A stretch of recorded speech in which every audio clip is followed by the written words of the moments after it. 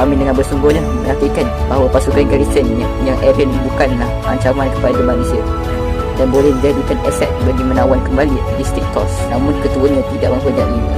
Ketika ketua garison iaitu Kit Swarman hendak melepaskan tembakan, komander garison iaitu Doc Precis datang membantikannya kerana tertarik dengan kata-kata Armin.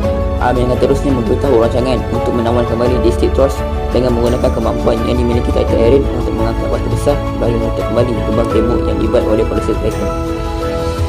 Bagi melaksanakan rancangan ini, ia memerlukan beberapa orang askar bagi mengalih keperhatian Titan dan dipersetujui oleh Komander Precis dan dilaksanakan pada hari itu juga.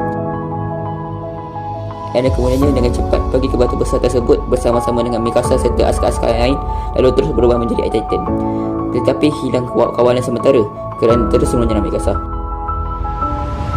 Disebabkan itu, Armin terus pergi ke arah Eren bagi menyedarkan dia sementara Mikasa dan askar-askar yang lain mengalih perhatian Titan. Armin kemudiannya berjaya menyedarkan Eren yang bermimpi, lalu Eren membawa batu besar tersebut sambil dilindungi oleh askar-askar yang lain. Pada akhirnya, Eren berjaya menutup lubang bagi menghalang Titan dari terus masuk. Sekaligus dengan pengamanan yang tidak sia-sia, ia menjadi kemenangan pertama manusia terhadap Titan. Setelah berjaya menawan kembali distrik Tross, pasukan Super Corps berjaya menangkap dua Titan berketinggian 4 meter dan 7 meter. 2 hari kemudian, salah seorang dari 10 kadet teratas iaitu Marco Bolt dinikmati oleh kawannya Jian. Beberapa hari kemudian, Eren dihadapkan ke mahkamah tinggi di dalam tembok Cina bagi menentukan sama ada ia harus hidup atau mati. Terdapat dua pasukan yang ingin merebut Eren, iaitu militer polis yang hanya mahu membedah dan menguji badan Eren lalu membunuhnya, dan pasukan Super Corps yang mahu Eren bergabung dengan mereka bagi ekspedisi di luar tembok bagi menawan kembali ke Timur Maria kerana ada maklumat rahsia tentang Titan yang tersembunyi di bawah rumah Eren di distrik Singasena. Pemimpin tertinggi tentera bernama Darius Sakri yang menjadi hakim membuat keputusan untuk menyerah Eren kepada pasukan Super Corps kerana adanya Captain Levi yang boleh membunuh Eren jika Eren kembali mengamuk. Eren akhirnya bergabung dengan pasukan Super Corps di bawah jagaan skuad khas ataupun dipanggil skuad Levi. Tidak lama selepas itu, dua Titan yang ditangkap bagi tujuan uji kaji dibunuh oleh seseorang yang tidak dikenali. Beberapa hari kemudian, kadet yang baru lulus diberi pilihan untuk memilih bahagian pasukan apa yang ingin mereka bergabung.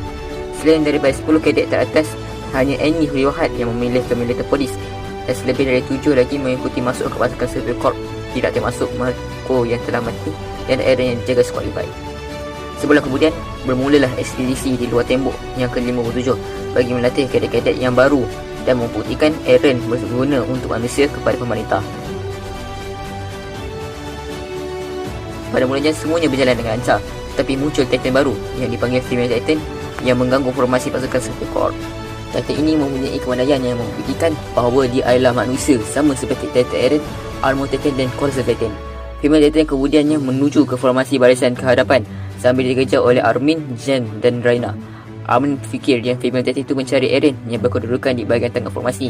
Jen kemudian mengganggu Titan tersebut daripada terus pergi ke formasi bahagian hadapan tetapi gagal.